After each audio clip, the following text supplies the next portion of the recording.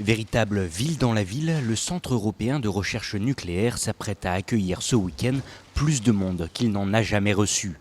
Près de 80 000 personnes se sont en effet enregistrées pour passer les portes de ce pôle international de recherche. Une tradition depuis l'ouverture de la structure qui joint donc l'utile à l'agréable.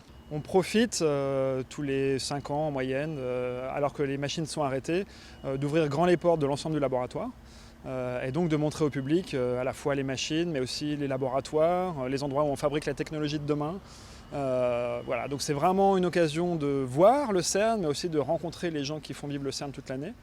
Évidemment les chercheurs, les techniciens, les ingénieurs, mais aussi tous les autres personnels qui sont nécessaires pour faire tourner un grand laboratoire. Donc on verra aussi les pompiers, les gens qui s'occupent des grues, les gens qui creusent des tunnels, voilà. Au total, ce ne sont pas moins de 9 sites répartis sur plusieurs kilomètres qui ouvriront donc leurs portes aux visiteurs. Et que les excursionnistes soient des férus de physique des particules ou de simples curieux, il y en aura pour tous les goûts, pour tous les intellects. On peut toujours expliquer. Et on pense aussi que ce qui est merveilleux, c'est que l'intérêt est tellement fort de la part du public que ça nous force aussi un petit peu. Ça nous force à être toujours meilleur dans la vulgarisation. Il faut trouver des analogies, il faut donner une idée juste des échelles.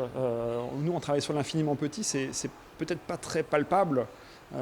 Mais en fait, ça reste des choses simples. Il faut savoir que la matière, elle est faite juste de quelques particules, et de ces quelques particules qui existent, particules élémentaires, toute la matière est fabriquée. Exposition, visite guidée et même show humoristique, le CERN a mis les petits plats dans les grands pour accueillir au mieux ses visiteurs.